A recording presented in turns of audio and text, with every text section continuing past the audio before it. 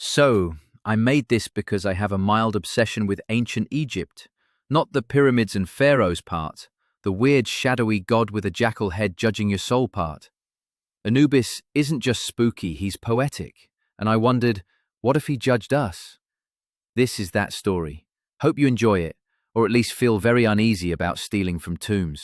In the shifting sands where time has no memory, where the sun scorches by day and the cold gods whisper by night, there walks a figure draped in shadow and silence. His name is Anubis, the jackal, the judge, the opener of the way. But the tale you're about to hear is not found in temples or tombs. It was not carved into stone or wrapped with linen. This is the one story he buried even from the gods. It began, as many tragedies do, with a storm. A lone grave robber, Khamet, a desperate man with hollow cheeks and blood on his hands, wandered too far beyond the Valley of Kings.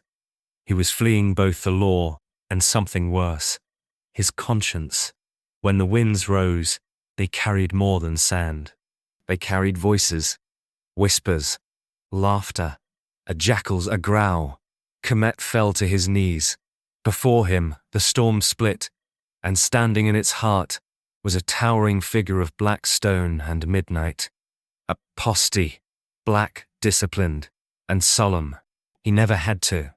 His eyes, golden as the sun before death, held Khamet like a child pinned beneath a vulture's gaze. But still, Khamet pleaded. "Spare me," he cried. I have gold. I have secrets. I can serve." The god tilted his jackal head, and then he did something strange. He offered a choice.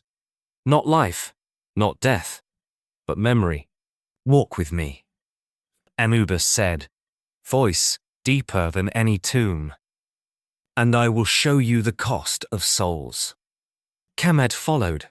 He was taken not to the underworld, but through it, through a twisted echo of the Duat, where souls howled with no mouths, and crocodile-headed beasts skulked through rivers of black blood.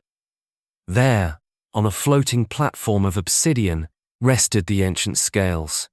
Anubis stood beside them, silent, still. And then, he handed Khamet a feather. "Your task," said the god, "is to weigh the hearts of the damned and decide their fate. One night, 1,000 souls. And if I fail?" Khamet whispered. Anubis grinned. "Then you join them." The first soul was a weeping girl. Her heart beat with innocence, but her hands were stained with blood. The second, an old priest who spoke honeyed cries by day and poisoned kings by night. The third, a child. The fourth, a queen. The fifth looked just like Khamet. And as the night stretched on, the lines blurred, the feather quivered. The hearts whispered. "Who are you to judge?" Each time Kumse weighed a heart, he lost something. A finger, a memory, a piece of his name, until he couldn't remember his mother's face, or the smell of papyrus, or even why he feared death at all. At the end of the 1,000, Kume stood alone. Anubis stepped forward with the final heart.